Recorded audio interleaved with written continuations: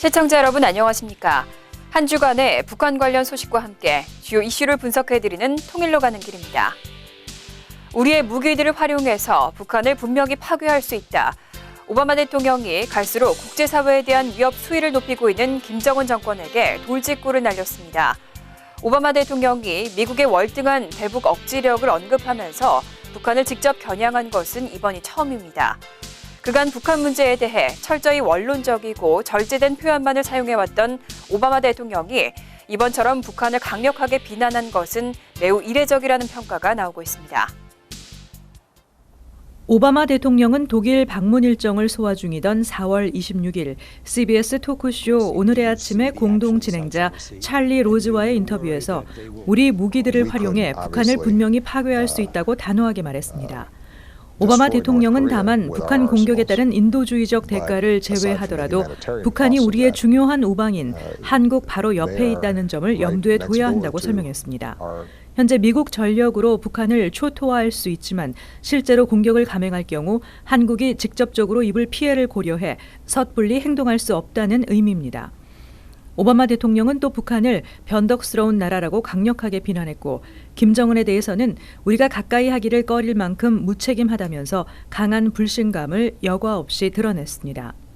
이러한 오바마 대통령의 발언은 북한의 최근 잠수함 발사, 탄도미사일 발사 실험과 제5차 핵실험 준비 정황 등을 미국이 심각하게 받아들이고 있으며 이에 대해 더 이상 묵과하기 어렵다는 엄중한 경고를 보낸 것으로 해석됩니다. 또한 북한이 한미연합 군사훈련 중단, 평화협정 논의 제한 등 비핵화와 무관하게 진정성 없는 대화 제의를 하는 것에 대해서도 강한 불쾌감을 표시한 것으로 보입니다. 오바마 대통령은 앞서 미독 정상회담 직후 가진 기자회견에서 북한이 다수의 실험에서 실패하지만 실험을 할 때마다 지식을 얻는다며 미국과 동맹국들은 이를 매우 심각하게 받아들이고 있다고 말해 핵실험이나 미사일 발사의 성공 여부와 관계없이 엄중 대처할 것임을 시사했던 바 있습니다. 통일로 가는 길 전상입니다. 한편 오바마 대통령은 미한 합동 군사훈련을 중단하면 핵실험을 중단할 수 있다는 북한 이수용 외무상의 제의에 대해서도 진지하게 받아들이지 않는다고 일축했습니다. 오바마 대통령은 4월 24일 하노버에서 앙겔라 메르켈 독일 총리와 정상회담 후 가진 공동 기자회견에서 비핵화에 대한 북한의 진지한 태도가 선행되어야 한다는 점을 거듭 강조했습니다. 오바마 대통령은 미국은 북한이 한반도 비핵화에 진지한 자세를 보이면 긴장 완화와 영내 미 동맹의 보호를 위해 북한과 진지한 대화에 나설 준비가 돼 있음을 일관적으로 말해왔다고 언급했습니다. 그러면서 북한이 더 나은 태도를 보일 때까지 미국은 계속 미국인들과 동맹국의 안전을 지키기 위해 한국, 일본과 미사일 방어 등의 협력을 계속할 것이라고 밝혔습니다.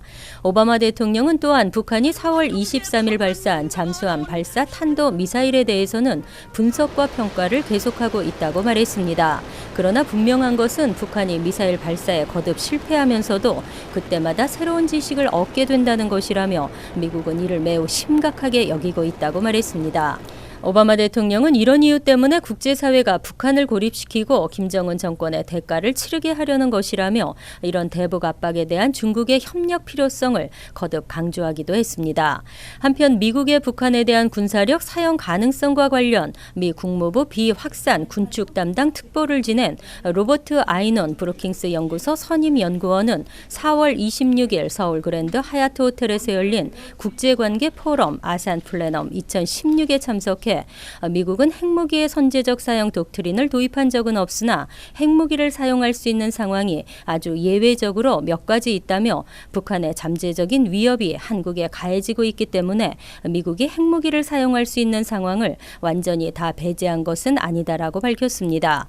그는 대대적이고 전통적인 군사적 분쟁이 발생할 경우 핵무기 사용 옵션을 배제하지 않는다는 방침을 항상 고수하고 있다고 말했습니다. 통일로 가는 길 권미숙입니다. 베트남 정부가 유엔 안보리의 대북 제재 명단에 포함된 북한의 단천 상업은행 베트남 지사 관계자를 추방한 것으로 알려졌습니다.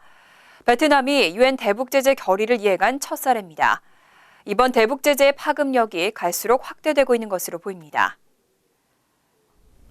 한편 최 부대표와 함께 파견됐던 김중정 단천 상업은행 베트남 지사 대표는 미국의 독자 제재가 발표된 지 약 한 달 만인 지난 1월 이미 출국한 것으로 확인되었습니다.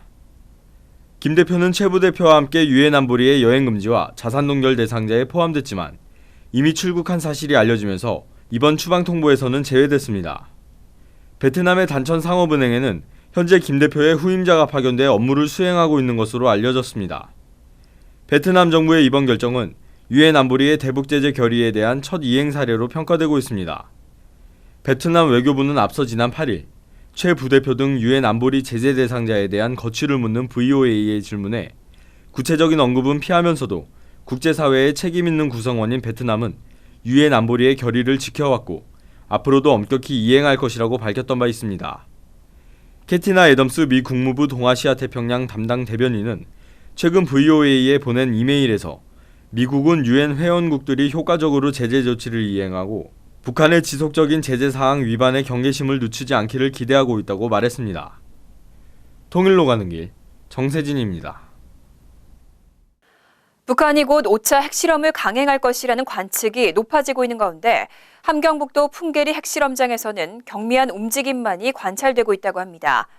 3월 중순 이후 차량과 인력들의 움직임이 포착됐던 이곳에서 외부 활동이 줄어든 것은 북한이 사실상 핵실험 준비를 끝냈을 가능성이 높은 것으로 해석되고 있습니다. 미국 과학국제안보연구소는 4월 22일부터 25일까지 촬영한 상업용 위성사진을 판독한 결과 북한이 2차에서 4차 핵실험을 연속 실시했던 북쪽 갱도 앞에 트럭과 차량 또는 인력이 발견되지 않았다고 4월 26일 밝혔습니다. 연구소는 북한이 지난달 중순 5차 핵실험을 암시하는 핵탄두 실험을 선언한 이래 핵실험장에서는 상당한 숫자의 차량과 장비가 관찰됐지만 22일부터 25일 사이에는 그 같은 움직임이 관찰되지 않았다고 분석했습니다. 다만 터널에서 폐석 더미로 이어지는 궤도 위에 손수레들이 놓여 있으며 터널 입구 앞에 손수레 또는 차량으로 보이는 물체가 관찰됐다고 연구소는 설명했습니다. 또 손수레들이 현재 사용되고 있다는 증거는 없다고 밝혔습니다. 이처럼 핵실험장의 외부적 움직임이 줄어든 것은 핵실험 준비를 사실상 끝냈다는 최근의 언론 보도와 일치하는 것이라고 보고 있습니다. 과학국제안보연구소는 아직 실시되지 않았지만 5차 핵실험이 우려스럽다고 강조했습니다. 이처럼 북한의 5차 핵실험과 추가 도발 가능성이 제기되고 있는 가운데 한국 외교부는 한미 양국이 북한의 추가적인 제재를 취할 준비를 갖춘 상태라고 밝혔습니다. 한마디로 북한이 일단 도발을 하면 모든 방법을 동원해서 정권의 숨통을 더욱 강하게 조이겠다는 의지를 천명한 겁니다. 한국 외교부 관계자는 4월 25일 기자들과 만나 북한이 5차 핵실험을 강행할 경우에 대비해 한미 양국 모두 추가 대북 제재에 대한 상당한 준비를 갖춘 상태라고 밝혔습니다. 이 관계자는 우리는 우리대로 추가 대북 제재와 관련해 상당히 세부적인 검토가 돼 있고 미국은 미국대로 그런 검토가 돼 있다면서 한미뿐만 아니라 일본을 포함한 몇몇 나라도 그런 준비가 돼가고 있다고 보고 있다고 평가했습니다. 이 관계자는 유엔 안보리 대북 제재 결의 2270호가 강력하기는 하지만 그래도 있을 수 있는 루프홀이 있다면 최대한 막아보자는 분위기라면서 북한의 추가 도발이 발생하면 관련 논의가 속도를 받지 않을까 보고 있다고 언급했습니다. 중국, 러시아도 북한 핵실험은 강하게 비판하고 있는데 그 태도는 그대로 유지될 것으로 본다면서 북한이 5차 핵실험을 한다면 그 결과는 북한이 생각했던 것보다 훨씬 더 강력한 국제사회의 단합을 초래할 뿐만 아니라 제재 강도 또한 훨씬 더 강해질 것으로 보인다고 덧붙였습니다. 또한 이 관계자는 북한의 5차 핵실험 준비 상황과 실행 가능성에 대해서는 북한 지도부의 결심만 있으면 언제든지 할 수 있는 상황이라는 게 공통된 의견이라며 그런 전제에서 만반의 대비 태세를 갖추고 있다고 전했습니다. 이러한 외교부의 평가대로라면 북한이 5차 핵실험을 실시할 경우 원유 공급 중단, 선박과 비행기의 국제 무해 통항권 불인정, 해외에서의 자금 거래 중단 등 유엔 사상 초유의 제재가 가해질 수 있다는 뜻으로 풀이됩니다. 통일로 가는 길 전상입니다. 북한이 청와대 모형을 만들어 놓고 타격 연습을 준비하고 있다고 우리 군 당국이 밝혔습니다. 그동안 수차례 청와대 타격을 언급한 데 이어 이번엔 모형까지 만들어서 위협하고 있습니다. 합동참모본부 관계자는 4월 27일 북한이 평양 외곽의 대원리 화력 시범장에서 대규모 화력 시범을 준비 중인 정황이 이달 초 포착됐다면서 시범장의 실제 크기의 절반 정도 되는 청와대 본관 모형시설을 설치해놓고 있어 조만간 북한군이 청와대 모형시설을 공격하는 화력 시범을 실시할 가능성이 있다고 추정된다고 말했습니다. 청와대 모형은 화기들이 모여있는 곳에서 1km 정도 떨어져 있는 곳에 설치된 것으로 전해졌습니다. 군은 아리랑 위성을 통해 이 같은 상황을 파악했지만 총 30여 문에 이르는 화기는 위장막으로 가려져 있어 어떤 종류인지는 정확히 식별되지는 않았다고 덧붙였습니다.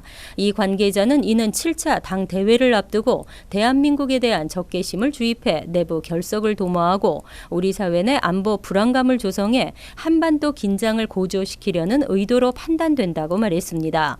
북한은 지난 2월 24일 최고사령부 중대 성명을 통해 1차 타격 대상이 청와대라고 협박한 데 이어 3월 23일에는 조국 평화통일위원회 중대 보도를 통해 청와대 초토화를 언급한 바 있습니다.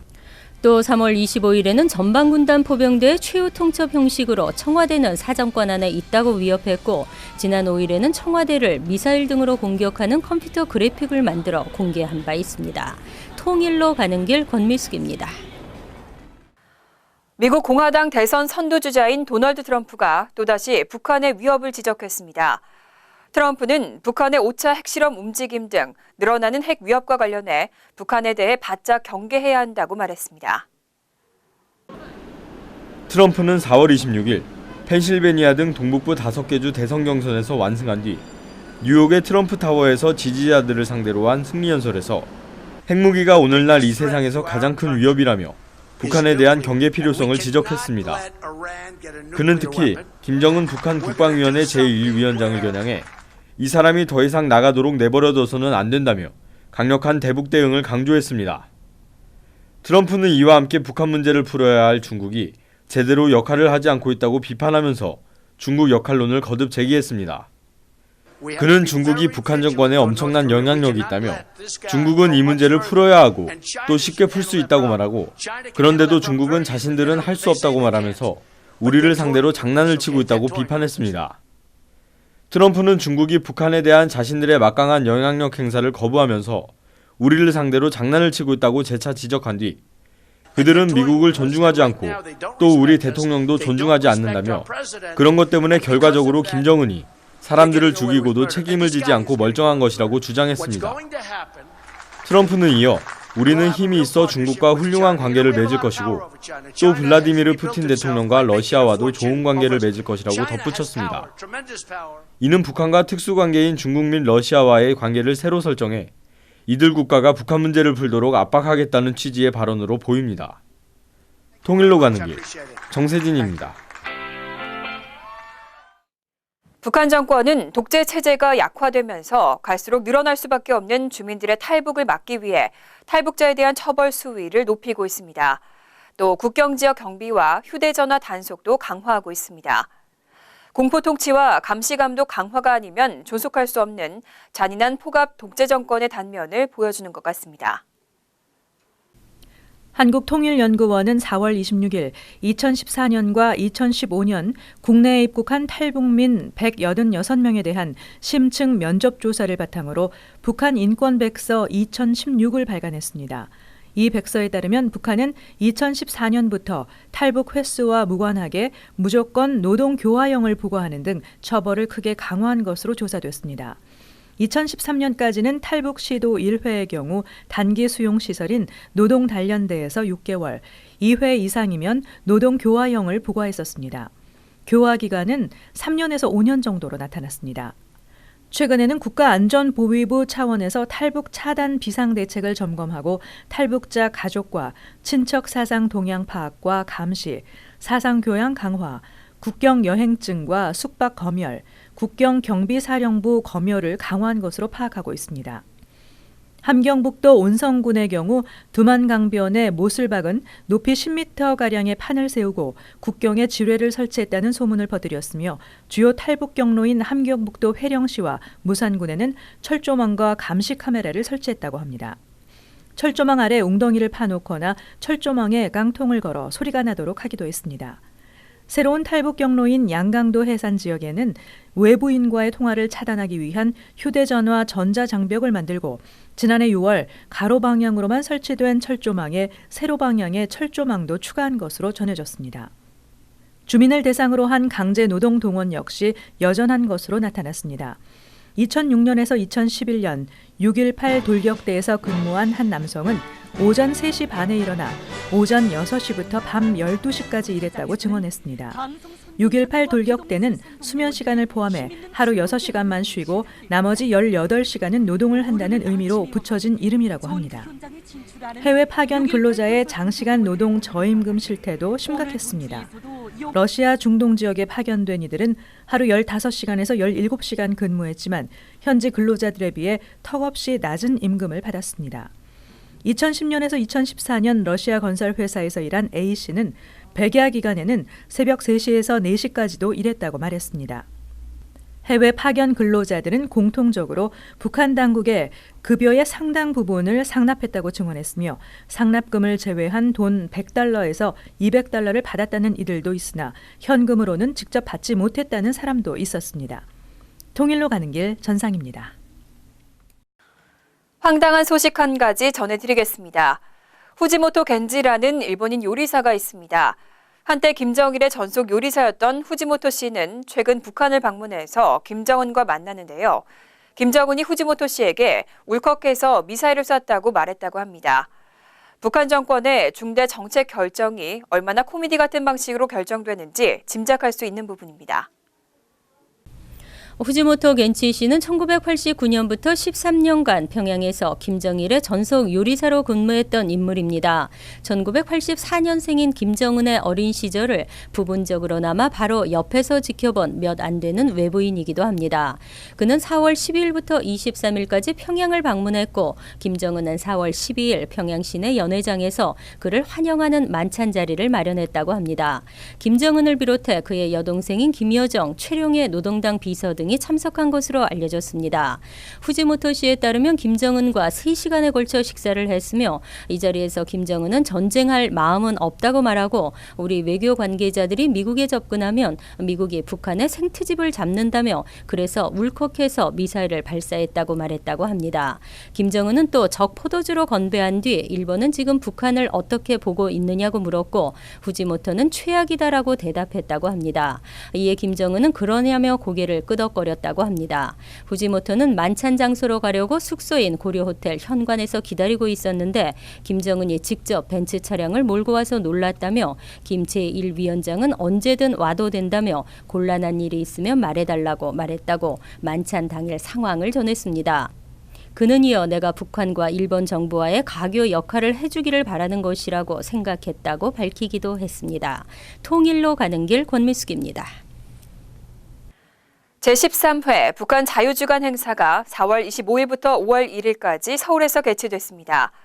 이 행사는 북한 인권 행사의 결정판이라고 할 수 있는데요. 행사에 참여한 인권단체들과 탈북자 단체들은 김정은 정권을 무너뜨리고 억압받고 있는 북한 주민들이 진정한 인간으로 살아갈 수 있는 기회를 가질 수 있도록 우리 모두가 함께 노력해야 한다고 입을 모았습니다. 북한 자유주간은 2004년 4월 28일 한미일 북한인권단체가 미국 워싱턴에서 한반도 자유통일선언을 발표한 데서부터 시작되었습니다. 당시 북한 자유연합 등 단체들이 워싱턴에서 집회와 기자회견을 갖고 북한인권법 상원 통과를 촉구했습니다. 이들의 목소리에 미 상원은 진지하게 귀를 기울였고 그 결과 북한인권법이 통과되었습니다. 이후 북한인권단체들은 매년 4월 마지막 주를 북한 자유주간으로 지정, 한미일 북한인권단체들이 모여 행사를 갖고 있습니다. 2009년까지는 미국에서, 2010년 4월부터는 한국 서울에서 열리고 있습니다. 수젠 숄티 회장은 4월 25일 국회 환정기념관에서 열린 개막식 축사에서 북한이 당장 무너지려면 우선될 3가지가 있다고 강조했습니다. 첫째, 한국 정부의 실질적인 활동이 필요하다며 탈북단체를 위한 적극적인 투자를 해달라고 역설했습니다. 두 번째로, 한국에서 활동하는 탈북자들의 단결을 강조했습니다. 북한을 추종하는 세력들이 한국의 탈북자들을 이간질하기 위해 노력하고 있다며 탈북자 단체들이 제한된 자원을 두고 서로 싸우기보다 힘과 영향력을 확장하는 방향으로 가야 한다고 당부했습니다. 숄티 회장은 끝으로 북한 정권이 무너지지 않는 것은 내부 저항이 없기 때문이라고 지적했습니다. 그는 북한에서는 김정은 정권에 대항하는 조직을 만들 수 없을 만큼 사상의 자유에 대한 탄압이 심각하다며 올해는 북한 자유주간의 행사 내용을 대북 방송인 자유북한방송을 통해 모두 방송할 예정이라고 밝혔습니다.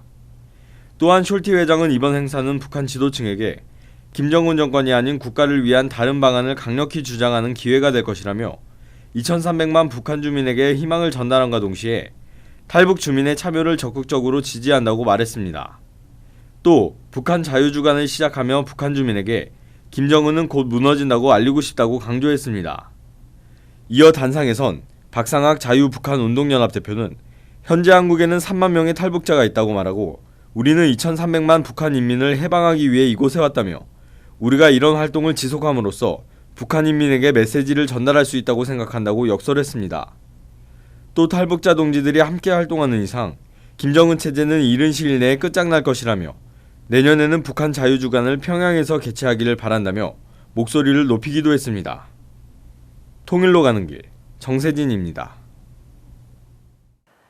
오늘 소개해드린 오바마 대통령의 북한을 향한 돌직구는 더욱 강력한 메시지를 담고 있습니다. 지난 8년간의 재임 기간 중 오바마 대통령은 단 한 차례도 북한을 군사력으로 붕괴시킬 수 있다는 직설적인 언급을 하지 않았는데요. 이런 오바마 대통령이 우리는 북한을 분명히 파괴할 수 있다고 강조했습니다.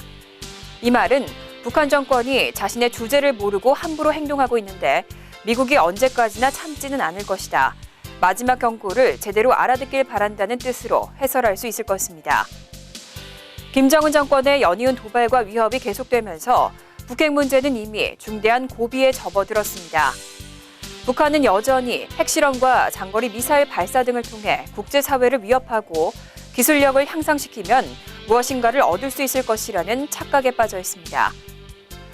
북한 정권이 착각에서 벗어나라는 오바마 미 대통령의 돌직구와 중국 관영 언론의 공개 경고를 어떻게 받아들일 것인지 궁금합니다.